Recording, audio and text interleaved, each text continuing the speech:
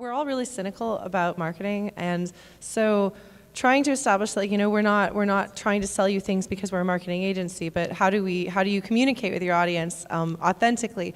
We are all huge nerds. As I am one of the marketing people, as you can probably tell. I legitimately love video games. So a lot of it has to do with figuring out how can you talk to people about what you do, and how do you advertise what you do without having everything you do be monopolized by selling things. Like, how do you get it so that you aren't just noise saying, buy my thing, buy my thing, buy my thing? So we've all subscribed to Twitter accounts and then unfollowed them after that happens, and you don't want to do that. So one of the things we've been trying to do is also how do you stand out in a world where there are so many incredibly talented musicians and so many different talented communities. So We've been trying different things, playing around with interesting marketing campaigns, but one of the things we're also doing is keeping a consistent. Oh, thank you. I was sick a couple of weeks ago. I'm still coughing. I'm sorry. You're good. You're good. Am I on track? Okay. But so trying to maintain a consistent voice, making sure that we talk about and encourage and promote other communities as well, so that we can kind of establish. Because I think sometimes people think you're competitors. You're competing against each other, but we're not. I mean, we're all doing this because we love it. And maybe if we were like cutthroat businessmen who had MBA degrees and no interest whatsoever in VGM, that would be a different story. But we are all friends. We all love, we love what OCR does. Like, we have people on the leadership team who are members of OCR, that sort of thing. Hi. Yes, Doug, I'm looking at you. And so kind of establishing ourselves as a community within other communities, within the larger umbrella of communities. So if you follow Materia Collective on any of our social media things, you'll see that, yes, we do talk about what we do. And when we have an album, like the reveal of our secret albums, we've always got those planned, and you'll see a lot of careful marketing campaigns that are trying to be fun and trying to get people involved. But when we don't have our albums that we're super trying to promote, we're out there trying to promote other people as well, because we are a community. And I think that's an important part of who we are. Everything we do goes back to that collective community side of things. Yeah, I would also add to that when, this is something that Lauren's actually been working a whole lot on, but one of the new things that we have now, and when people are proposing albums, one of the things that we look for is your audience. So, okay, you're super excited about this game and this soundtrack, but who's going to buy your album? And that's something that we talk about before any work at all starts on the album, so that we know for sure when we put this album out, there's a group of people somewhere that we can talk to about it who are going to be excited. Can I jump in for a moment there? One thing that if you are doing this and you want to do this as a business, consider, ask yourself, am I just doing a passion project, or do I actually want to sell a product? Because it really sucks on one level to be this artistic expression of who I am is a product to be sold. But I mean, at the end of the day, if you're trying to run a business and you want to be able to afford to pay your cover artists, if you want to be able to afford to pay people who do things eventually, then you are going to have to charge money and you are going to have to sell it. And if you're just doing it for the love of it, that's a completely legitimate decision. But you do have to ask yourself what you're going to do. In the case of Materia, yes, this is a passion project. We all love it, but it is business. And so there's all these people coming up with the creative inspiration side of things, but I have to look at it as a product to be sold. Do we have an audience for this product? What is the audience? And if the audience is small, do we make a smaller product so that we're not putting a lot of our energy and effort into something that isn't going to resonate, isn't going to make much of a splash? So we do, when we consider albums, consider okay, how sellable is this, and how much effort are we going to put into it? And if we can balance those out, like a 100-track album, that is a lot of work. But it was a Final Fantasy X album. Final Fantasy is kind of popular, just a little bit. So it was a good choice. But some of the more niche albums that we've put out, you'll notice, are kind of smaller, because that's kind of appropriate for the audience and even the people in the collective who are working on it. We're not going to sell your Voxel EP for Game Boy. So just not yet. Yeah. If I can hop in a little bit too, I think another big important thing that has to be weighed is, since a lot of people have really big ideas, and sometimes we have those giant 10+ disc projects, it's not a good idea to schedule 20 of those to happen at the same time. So a big factor when I know selection goes into what are the community projects is, well, how many months is it going to take to make this? When are the due dates for all these? Is there any overlap? Do we know everyone's going to be missing for a week at MAGFest at some point? Maybe don't make a deadline then. So it's those all get calculated into what gets. I'm just saying, I know a lot of us, maybe even in this room, are crap, as soon as we get back from MAGFest, I got to record 700 parts. Because check in whatever is due soon for something else. There's no mistakes. There's only lessons. There's no But mistakes. you also, only and then you lessons. also, another element, of course, I have to bring up the marketing branding side. It's also like, is there a hard deadline? Like, is this album Yeah. coming out on an anniversary? Because if so, like, everything has to be planned around that and nothing can be moved. But also, do you want to release something related to a holiday too? And like, Mm-hmm. one, will anybody be checking their email at the certain times of the holiday? When should you announce it? When should you tease it?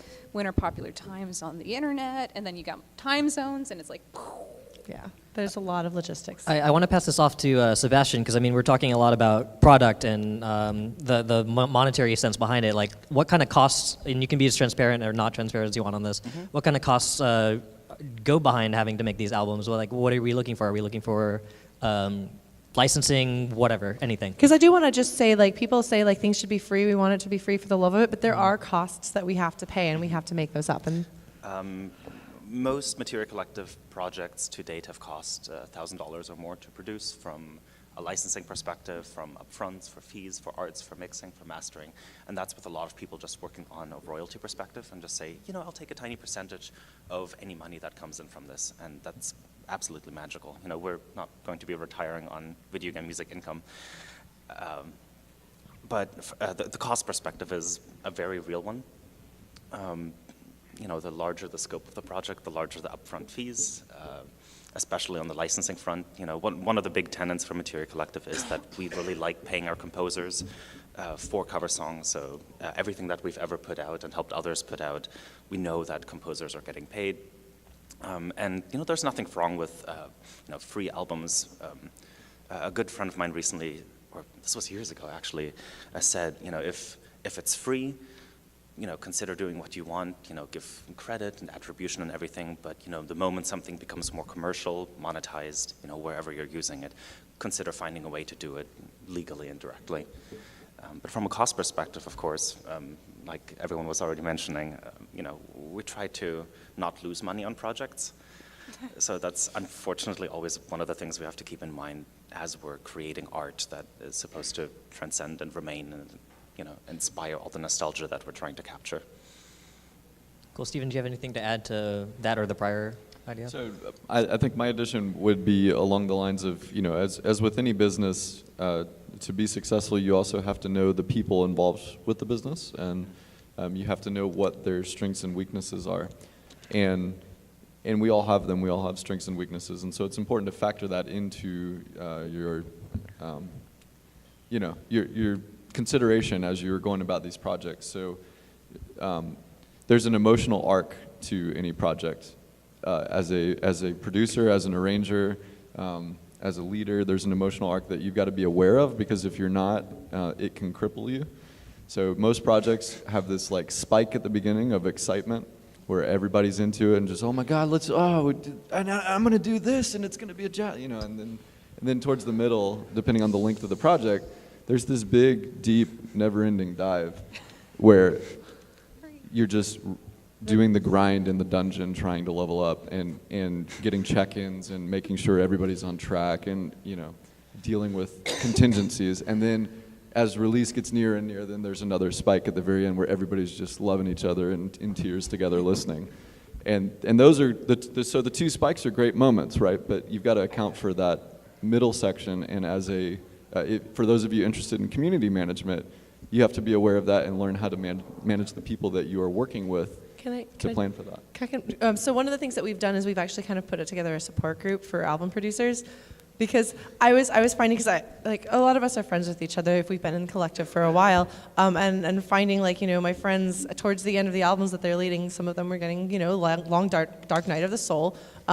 And we've got, by this point, I don't know how many of these massively produced albums, quite a few of them. And so we've got a solid team of people who've been there.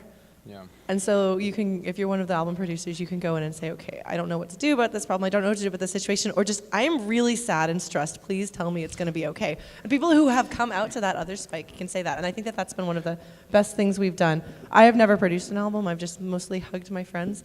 But I don't know. I think that was your idea to come up with that. And it seems to have helped so far. I mean, the one of the things that gets in the way of progress and quality just in general is when you have to figure something out for the first time. So the best thing that we can do for somebody is skip that step for them. So like for some of our more recent producers, it was nice to be able to, like, as you know, I would hear things like, well, what do I do if somebody in my project does this? I'm like, shut up, post in that group. And then there's an answer, because there have been at least like 2 or 3 other people who have had that exact same problem and have found a solution to it. That might have taken them like 2 weeks to figure out a solution. So if we can give them a solution right away, then it just, it makes it an immeasurable difference. I mean, There's- I was going to say, like, no one likes reinventing the wheel 50 times, but if like 4 people already invented 4 wheels, you got a car, right? And I think what's really neat too is, ooh, I made a thing. I didn't realize I did that. So I totally made that up. And but also what I find helpful with things like the producer support group, I mean, you might hear a producer support group and think just the overarching level of it, but each producer is in charge of helping those individual tracks, and we all want them to succeed. So things like I invented a choir track, like a staff management system chart, and it turns out like some other people didn't have one. And just sharing like, here's a spreadsheet that I already made like 2 years ago, and suddenly that just quickens up everybody's pace for anything involving choir. It's Yeah, like I feel like Emily, can you talk a little bit about the pack that you kind of put together, the producer pack? Yeah, so I co-produced the first album with Joe, who's right there. And so Hi, Joe. he did, so we like balanced each other out really, really well. So I did a lot of the community management stuff, and he did the technical stuff. And Spreadsheets. Spreadsheets. He's like a spreadsheet wizard person. But I mean, we kind of covered each other when we needed to. We weren't both available all the time, you know, every weekend. So when we finished, we put together like a little folder for future producers, and it has like all of the templates that we use, all of the spreadsheets with like formulas already set up. And just to forms. clarify what some of those are, it's like what tracks are available for the game, who signed up for that, how many people signed up for the same track, how do we make those decisions, so that kind of logistics. Yeah, and then like a little FAQ for future producers. So it's just something that, you know, they can use or not use as much as they want to, but the idea is that when they're producing an album for the first time, they're not starting from square one. They're not, you know, reinventing a fifth wheel. I think a good way to contextualize is that if you're working in a creative space, there's a 99% chance that someone else has already done a very similar thing, at least from the process-wise. So if you're going to be starting out creating a project, have a support network or people that you can ask questions that might be able to give you a good answer. And I think that's actually one of the strongest things that Materia Collective has, is the community that has done a lot of these things before, where we can provide answers both to, you know, us as a team and, you know, many other collaborators that we work with. And I will say, for something like that, you don't need to wait until you're in a rut to use other people. I mean, you know, when we did our album, and when I've seen other producers do their albums, you know, they might have some really good ideas, and then they listen to other people, or like I hear something, and I'm like, okay, I thought I had a good idea, but actually that's really cool too. So, you know, something like a producer support group or talking to other people, that doesn't just have to happen when you've got nothing. Awesome. Okay, so I want to go ahead and move from the business side of things to back to the community side of things. So that we are a community. There are about 589 people, nearly 600 people in this community. What kind of steps do we take? Like, what kind of guidelines are there? And can you guys give it for those that are trying to make a community? What kind of guidelines would you recommend to them to have for them to use? And we'll start whoever. I mean, do we want to start with internal or external side of things? Because one thing to be aware of, and again, We should just talk about that, actually. Let's start with As, let's start with that conversation. Separating yeah. like internal community versus external yeah. community. I think that's really important. phase 1. So, and again, like I come at this from like the marketing branding side of things, and this is one of the nice things again about having your teammates be able to help support you in other areas. Is like I can afford to focus on that because other people on the team can focus on the internal things. You have your identity as Materia Collective, in our case, as other people who are not in the collective see you. And then you have your 600 cats running around inside. And you have to kind of try to manage those two. And so for me, I'm concerned about people who don't know. For those of you who are, like, if there are any of you here who are like, who is Materia Collective? What is this? I have to make sure that what we present to you, the way you see us, is kind of in line with what we want. And so we have to make, like, I have to make sure also, like, what our members are doing. Our members are representing us as well. And so one of the things we've recently put together a code of conduct, and we're not policing what people say, but, you know, as a member of Materia Collective, if you speak about Materia Collective, people who are encountering Materia Collective through you, their opinion of who and what we are as an organization is founded by every single member of our community out there. Like, if somebody goes out there and like kicks a puppy and it says Materia Collective kicked a puppy, like that's our problem. And so that's something to be aware of. And I would definitely suggest, I mean, you might think your members would never kick a puppy, but just in case, definitely have guidelines before you need guidelines, because you never want to have to retroactively say, by the way, don't kick puppies. But then you've also got the internal side of things, like how do you keep people kind to each other and that sort of thing. And that is what other members of the team might want to speak on. Go ahead, Doug. That would Go probably on. be your thing. Okay, well, it should be fairly self-explanatory, but I mean, what Lauren is saying is absolutely true, and actually the internal side of things have a lot to do. So one thing to clarify, though, before I get too far into that is, so when we say internal versus external community, we're talking about external being the side of the Materia Collective community that is the people who digest the products, right? The people who get the albums, the people who follow us on social media, the people who interact with us that way. The audience. Yes. Whereas the inside, the internal community are the actual artists, arrangers, musicians themselves who collaborate with one another.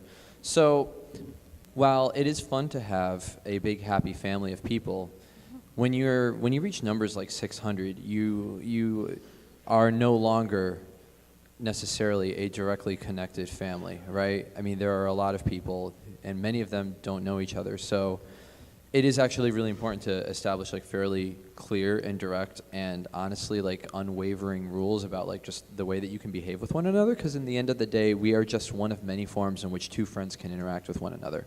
We want to promote friendships within our group, but there are certain things that we just don't want people to use our group for. For example, one of our policies is within the group, no self-promotion. And that's important for us because you can promote yourself in so many different ways through so many different vehicles, and we're full of artists, so it's actually really important for us to be able to do that. And as somebody who makes stuff all the time and is a huge attention, I won't say that. I love attention. I really love it when people pay attention to me, and I love doing things that draw attention to myself. Okay, there, I said it. It's okay, Doug, you're not the only one. However, Materia Collective is not, or our internal community is not the place where I should be allowed to go, hey, look at the thing I made today. And that's actually really important to me for me to say, because I've definitely done that before.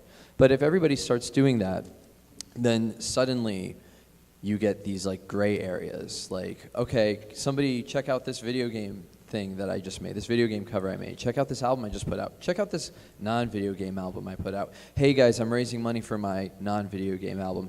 Hey, will somebody pay my hospital bill? And that's when we start to get into trouble. So it's actually very important that in order to keep everybody getting along, to say, that's one example of many, many different topics that we would just say, you can't do this here. If you want to do this or if you want to talk about this, feel free to do so through your own channels, but please do not use our platform as a means to do that. Otherwise, it gets in the way of us doing what Materia Collective was intended to do, which is enable artists to collaborate with one another through a community, right? Does that make sense? And we also have other platforms. We have a Discord that some of the internal members will use when they need to correspond on different things. And conversation can go anywhere from I need somebody to play clarinet on my track to LOL dank memes, and for the most part that's all fine and good. But we make Yes. that's what you make channels, at least in Slack. Right. At least in Slack, the benefit of Slack is you can divide things up and you can add those little sub-channels. Facebook, unfortunately, when you have one giant massive group where there aren't really channels, it gets tricky. And then I think one of the big battles I've seen happen on albums versus community is one, when there's too many things going on in the giant conversation thread. When someone does say, hey, we've got a new idea, it's going to be this thing, sign up for this other group to hear about the album. If 7,000 other things get in the way and that gets buried, later you hear someone go, I wish I was on that album. When was it announced? And it's I think that's It was always a battle. lost in Facebook is 500 other messages. yeah, and I feel like even though I love Facebook and I love how we use it when it works, it's great when it works. And trying to keep that organized, I think, is still a constant struggle that we're still perfecting. Yeah, well, trying to figure out a platform that the most number of people can use is really, really, really challenging. It's something that we on this leadership team come back to again and again and again. Oh my God. Is there a platform that we could be using that's better? And so again, if you're working on building up your own community, if you're in the early stages of it, that's wonderful. Before you dive in and have 600 members and are trying to fit it on, figure out where are my people? How do they like to talk to each other? And then pick a platform that is going to be as effective for your group as you can. Maybe it's a Discord, maybe it's Facebook, maybe it's message boards, because I think OCR still uses those. Yeah, the OCR message boards are popping. There you go. Cool. Does anyone else have anything to add to that particular topic? All right. Let's go with the idea of like the culture within Materia Collective. Like what kind of culture is Materia trying to build per se? Based on the community guidelines, what kind of dank memes are we trying to put out to people and such? I'll jump in if it's cool. So one thing that sometimes I feel like I kind of skew towards like psychology on this team, so I apologize for that. But I like it, and I think it's an interesting way of looking at the community. So Steven is the community psychologist. That's his role. He keeps us sane. yeah, so in this room and at MAGFest, my opinion, we skew towards being driven, introverted people that value competency, right? We practice our instruments in private, and we do these big things and then take it out in public and show these big things that we've been working on. So we've got those personality types that are really driven and also really prone to big swings in moods because you care about these things that you're doing. And so when you get that many people with, generally speaking, that sort of vein of personality type, there's decisions that have to be made about how you interact with everybody in managing that community. And so like we have it amongst ourselves. There are moments where like Lauren will have to check me or something. Or Stephen will have to check me. Yeah, and it goes back and forth. And then within the community, sometimes it's a process of helping people learn how to empathize with the perspective of others. Because we're very focused on what we're doing and what we're creating, and we want it to be successful, and so we bring it out and we want to market it, and sometimes people will forget what it might look like from the outside. And so it's a process of establishing parameters and rules within a community that help people to remember that getting back to self-promotion for a second, that we want you to be successful, but when you do these things, that can drive people that maybe are at the periphery away a little bit. And so we want to make sure that everybody has a chance to feel welcome and to feel like they can bring their skills and talents to the table without being drowned out, by behavior that drives people away. Can I jump in for the next thing? Okay, so as you've probably noticed, I talk a lot. I am actually one of the resident extroverts of the Materia Collective.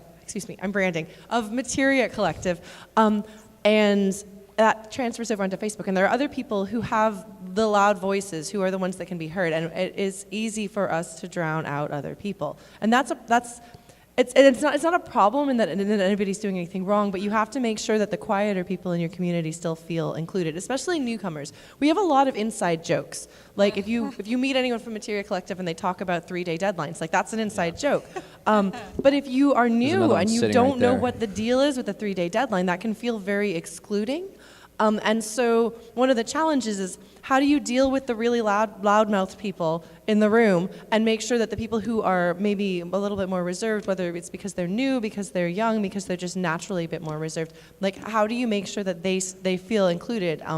And so that's kind of an ongoing struggle as well. And so one of the things that we want to try to work on is, how do we support newcomers and make sure that they feel like they can speak up? Because this is something like people have had to say, Lauren, you can be a little bit intimidating because you always come up and say, I've got opinions and thoughts about everything. I need to step back and let other people have opinions and thoughts. That's a good point. And touching on that a little bit more is, how do you make a somewhat exclusive community inclusive? And that's one of the questions that we've been trying to figure out for the last. Because we don't have all of the answers. Like, I wish we could give all of the other community people, like, this is how you make a successful community. But there are some things that we are still trying to work our way through. It's hard. People are complicated. This is actually probably like the next big thing that we're going to be addressing for changing in the structure of the way Materia Collective works is really having a very clear system as far as membership goes of how do people get involved, and once they do, what opportunities are immediately available to them? What sort of resources do they get? And how do we support them? How do we encourage them? How do we give them a place to feel like they belong and they can speak up? There have been a couple times within the community where somebody has come up to me and been like, I feel like nobody pays attention to me. And my response has literally been, I didn't know who you were until you messaged me right now. Because it's somebody who might have gotten involved through somebody else and never made a post or like never really engaged in any way, and because just like what Lauren was saying, it wasn't necessarily in their nature to just jump out and get involved, you know. So yeah, in a group of 600, there are a lot of those. Yeah. For those of you who are members of the internal Materia Collective community, I'm sure you cannot think of 600 people off the top of your head that you know in the group, right? And that's an issue for us. Like we need, sure there's the balance of like inactive members or people who maybe were involved for one or two things but aren't necessarily interested. But then there are also a lot of people who are just kind of watching and waiting for a moment. And so the big thing for us is like how do we keep track of 600 people? and then how can we create more of those moments where we can let more people have a voice and speak up?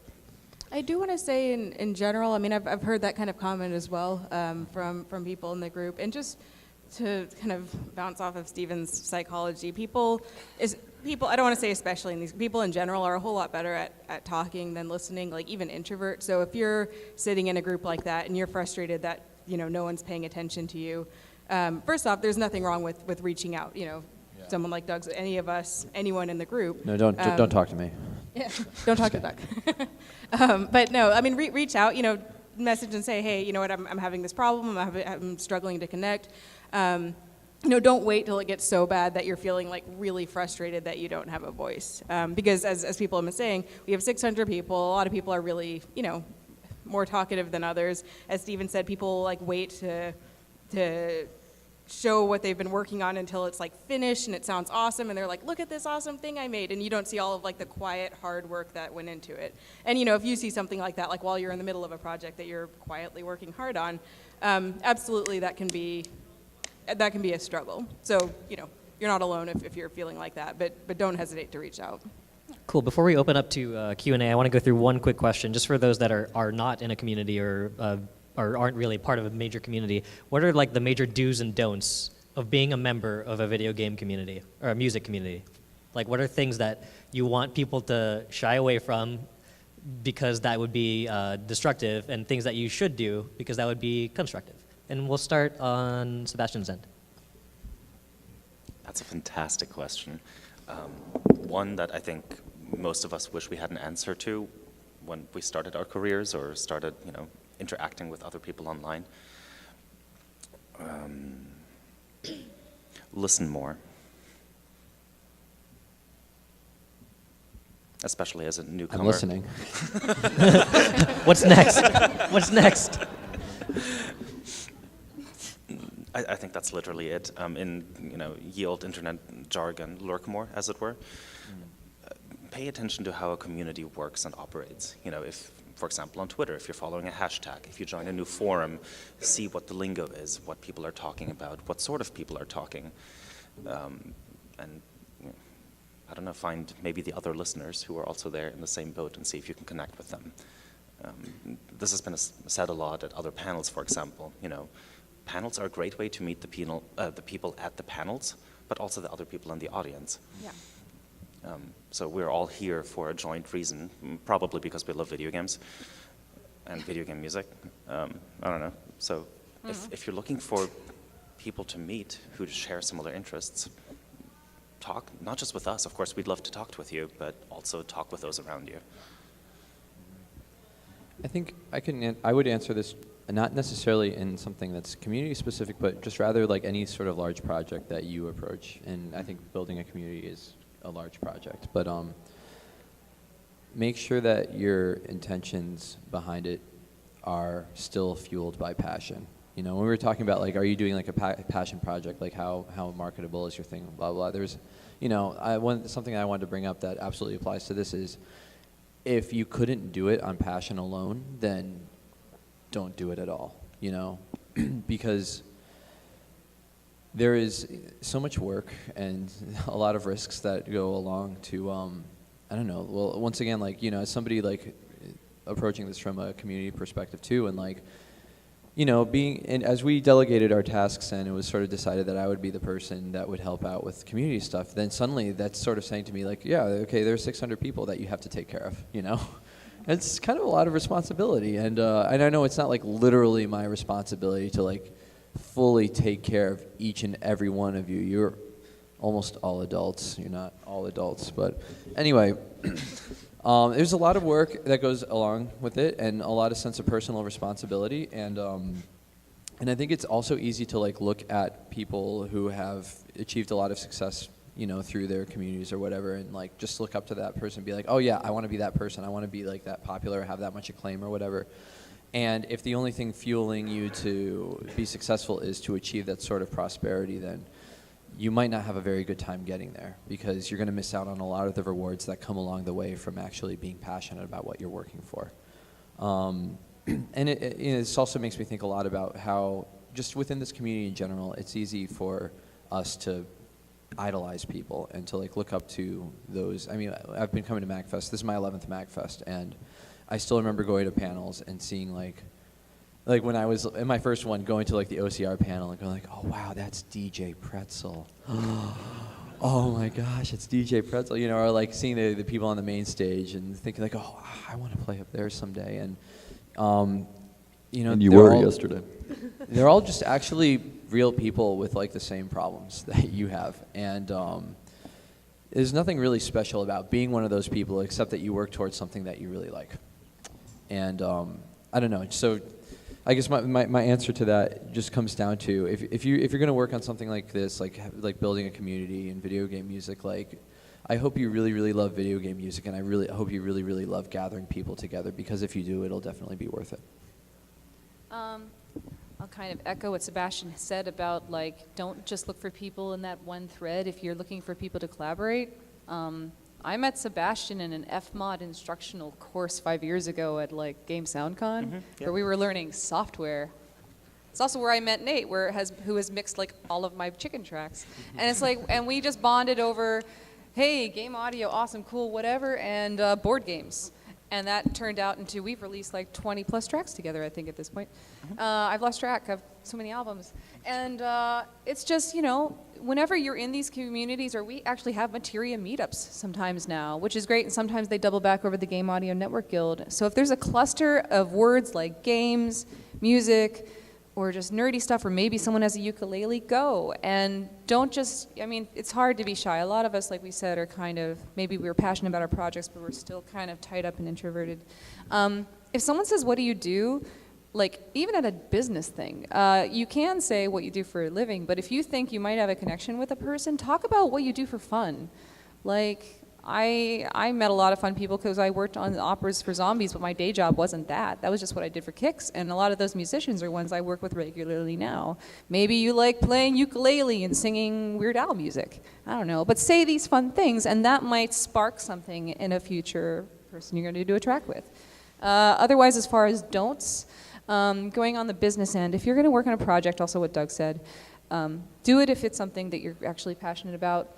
Don't be, you know, deadline driven only, get everything done, let's be super organized, and forget to keep the fun part in, because you're working on something that they're also helping because they're passionate about.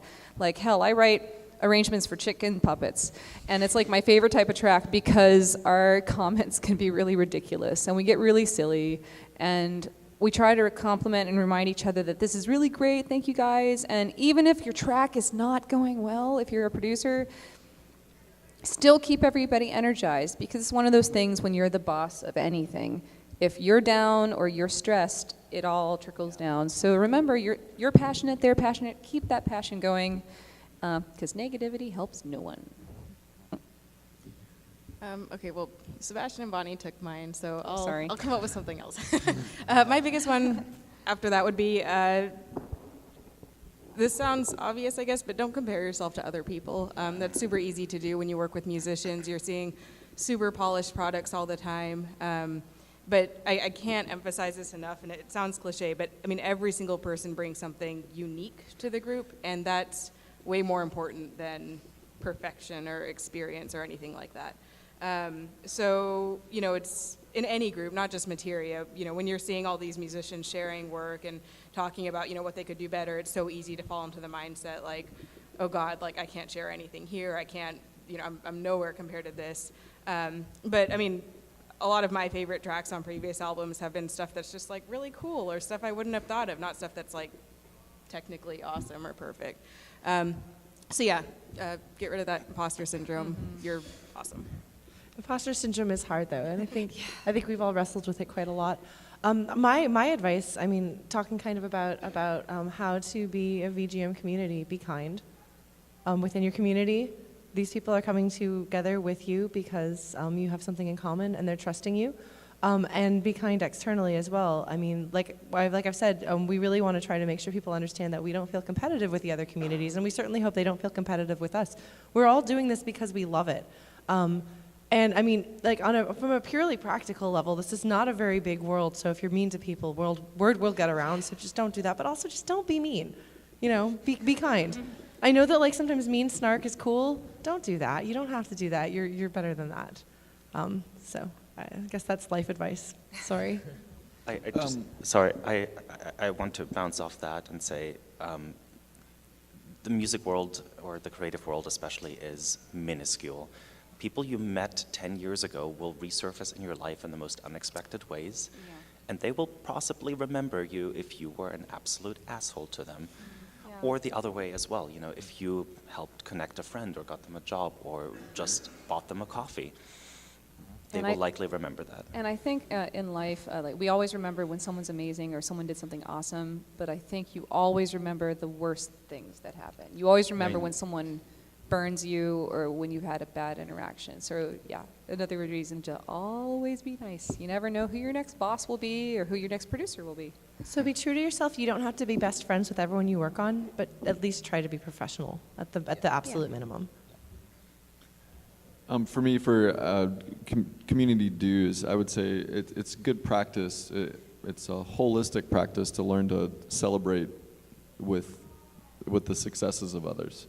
And I think when you do that by participating in somebody else's success and completing a project and being with them in that and being okay with it, and kind of, you know, especially if you produce as well, the process of sort of setting aside your own ego to participate with them and be joyful with them as they finish it, that's a really powerfully good way to connect with people that you wouldn't have otherwise. You know, it's sometimes when you're sitting on the sidelines or on the periphery for a project or something, and you're kind of in that moment where it's like, man, I want to be doing this and that, and you'll kind of get lost in your own thoughts.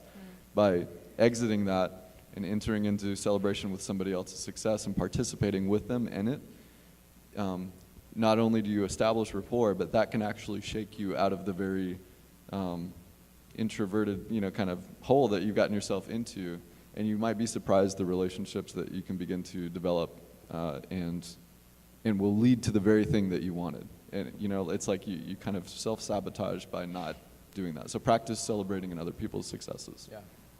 Cool. So we have about 8 or 9 minutes left, and before we go into Q&A, I just want to say, who here is in Materia Collective? Hi, friends. That's super cool. We are having a meetup around 3:30 over in the gazebo. So if any of you guys you're all welcome to come. Everyone's welcome to come. You can come hang out with us, talk with other members. Even non-Materians, you're welcome. Yes, absolutely welcome. We encourage that, and you can talk to anybody that just raised their hands if you want to know anything that's, you know, Materia Collective related. Additionally, a lot of the folks in Materia Collective are performing tonight in Aria Kart and Super Smash Opera in panels 3. In panels 3 at 6 p.m. Yes. Cool. So if anyone has any questions, up in the front.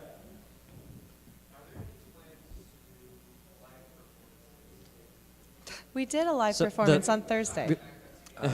Really quick, the question was, for those that couldn't hear, do you have any plans to do live performances outside of MAGFest this year? Okay. Maybe. Oh, we could, well, yeah, that would be great. We would love to do more live performances. One of the biggest hurdles, I think, is the lack of legal sheet music, I think, that might be available, which is something that I'm personally very invested in. So composers and friends who have composers, I would love to put out sheet music for your games. Hello. And that, hopefully, to then give over to... So if you have a question, go ahead and feel free to start lining And in up. addition to the hurdle of the sheet music thing, of actually having music, a lot of our albums, like one of the amazing things I find about Materia is most of our players live nowhere near each other. We have people playing on albums from all around the world, like bazillions of places. And we luckily did MAGFest, which was perfect, because it is an event where most of us can be in the same place at the same time reliably. So I think that is a logistical, as well. Logistics, yay. Okay, so next question. Are there plans to release recordings of said live shows? Because that was really awesome. Well, if we can get step 1, then Yeah, legal. I think step 2 would also be a great plan. I mean, it's like Sebastian said, the legal hurdles for releasing like sheet music and actually performing stuff are a lot different than releasing covers. I mean, there's a pretty standard way that we can release covers. It's not such a standard way, and it's something that actually often gets overlooked in game composers' contracts. Like, for example, I just recorded marimba part for Civilization 6, and I asked Jeff about that, and he actually worked it out that his music would be officially released, so that could be something like where maybe we could get in touch with Jeff and be like, okay, hey Jeff, we like your music in Civ, could we produce a concert for you? And then if we do that, then we could get recordings and put that out, and that would be awesome. But Yeah, I meant literally just a recording of what we heard the other night. Oh, Did you- that did you not one. see- Thursday's Like concert. a release potentially of that recording, not Gosh. really worrying about the sheet I- music or Steven, you wanna touring, take but this one? literally I think just a it's- live version of the covers we've I think already it's done. unlikely Yeah. that we're going to be selling that. Okay. So we'll probably have videos up on the YouTube channel. Cool. yeah. Yeah, to answer your question, short form, we got a majority of the performance last night. I had some technical issues, and I was very sad about that, but we did get a good percentage of the recordings, and I'm going to edit those down and put them in video form, and we'll put them out on the channel. Cool, next question. I'm a little short. There's one thing I've noticed about Materia Collective over the years is that there's a really wide range of musical ability. There are a lot of professional musicians, and then, you got somebody who picked up the guitar at 24 and now they're 25. So, I guess my question is how do you guys balance a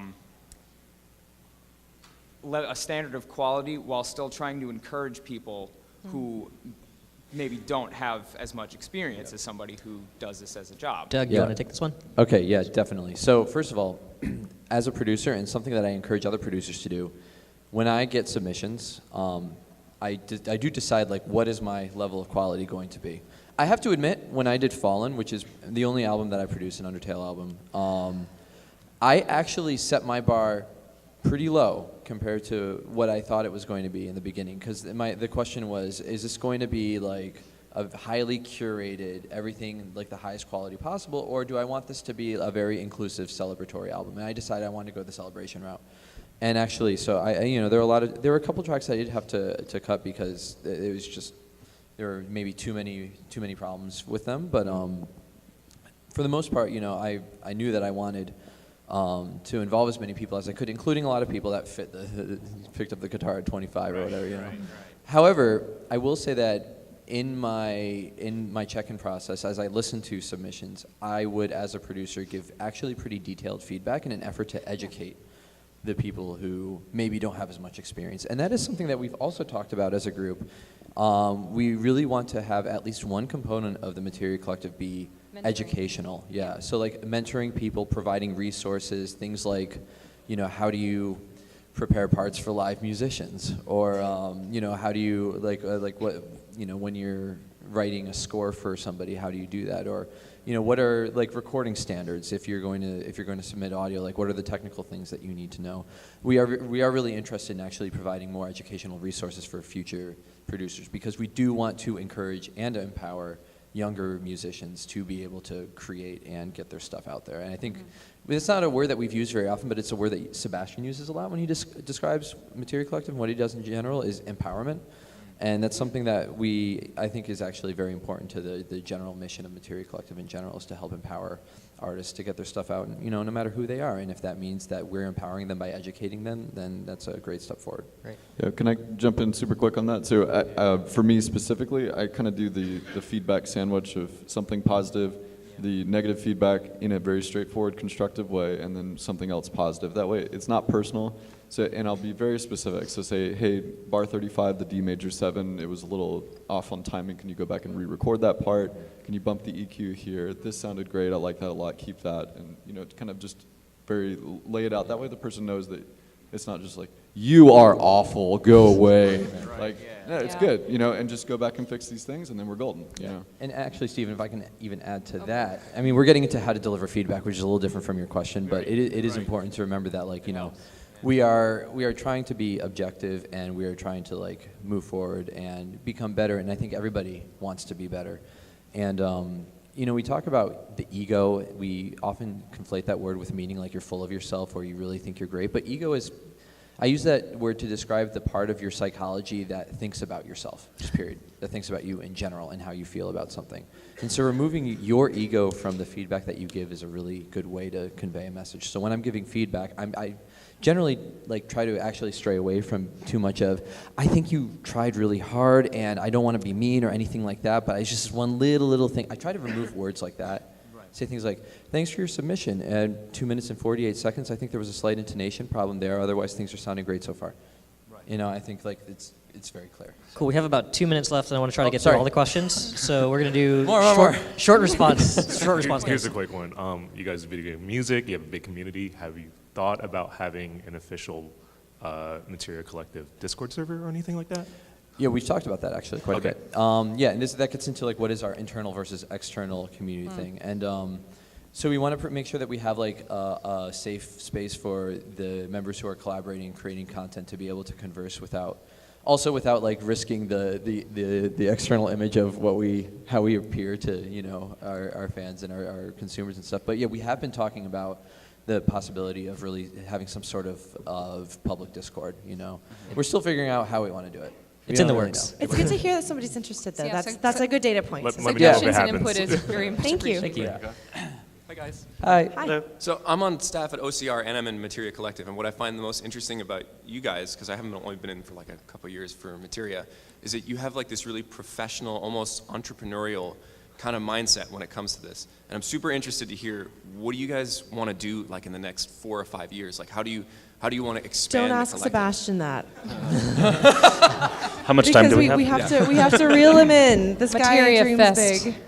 Can you give like a brief, like what's something crazy you want to do, and then have him talk to you after? The 30 Dangerous. seconds version, I'm going to take up the rest of this. 15 seconds. 15?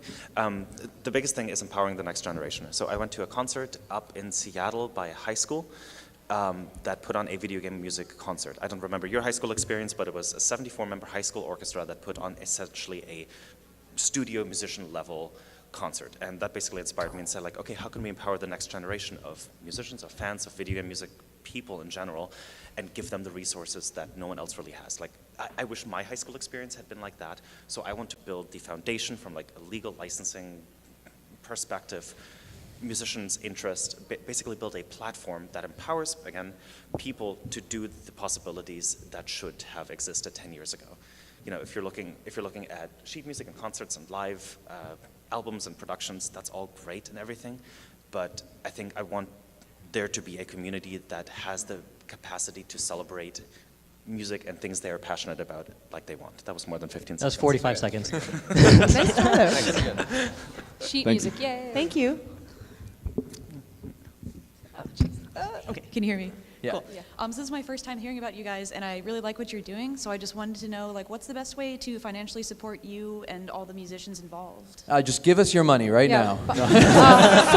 So we How much you got? we recently put our entire back catalog on Bandcamp. Yeah. Bandcamp, okay. So yeah, you can find like everything, and that includes additionally some of the other releases under the umbrella, not just the massive ones. So Okay. yeah, materiacollective.bandcamp.com. Okay, And I think awesome. we have everything Awesome. on iTunes, Thank you. Spotify, iTunes, Amazon. Yeah, we're everywhere that's music is sold mostly. And we have some Kickstarter projects as well. Kickstarter, that's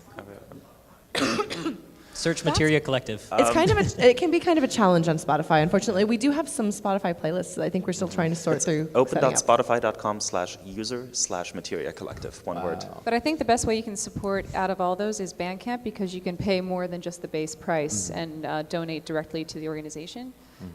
So that'd Thank be you very much. fantastic. We appreciate your support. Yes, thank you. Yeah, Thank you for And asking thank that you all. question. Also welcome. Thank you all for coming. We'll be out in the hall, and we'll be out and about. Come hang out.